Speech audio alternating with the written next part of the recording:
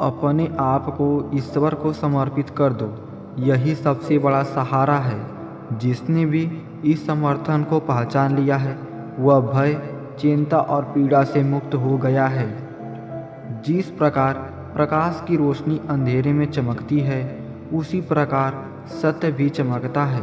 इसलिए व्यक्ति को हमेशा सत्य के मार्ग पर चलना चाहिए। जो लोग इस ज्ञान पर विश्वास नहीं करते, वे मुझे प्राप्त किए बिना जन्म और मृत्यु के चक्र में फंसे रहते हैं। मन चंचल है और इसे रोकना कठिन है, लेकिन अभ्यास से यह वश में हो जाता है। आप वही हैं जिस पर आप विश्वास करते हैं। आप वह बन जाते हैं जिस पर आप विश्वास करते हैं।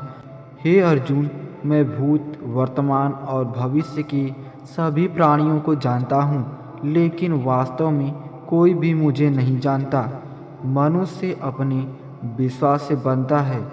जैसा वह विश्वास करता है वैसा ही वह भगवद गीता है।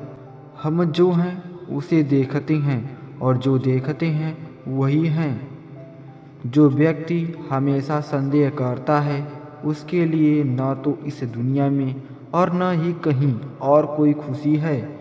बुद्धिमान व्यक्ति सभी परिणामों को छोड़ देता है, चाहे वह अच्छा हो या बुरा, और केवल कार्य पर ध्यान केंद्रित करता है।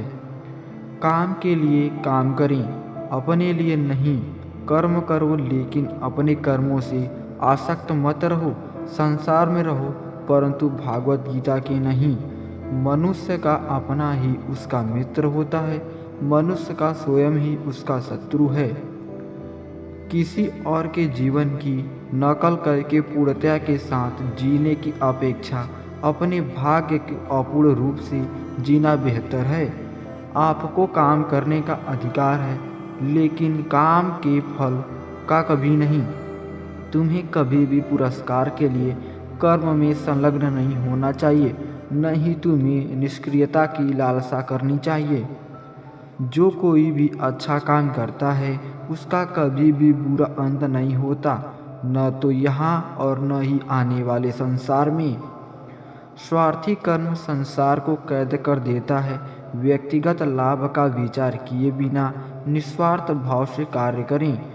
ऐसा कोई संसार नहीं था जब आप और मैं अस्तित्व में नहीं थे, और न ही ऐसा समय होगा जब हम अस्तित्व में नहीं रहेंगे।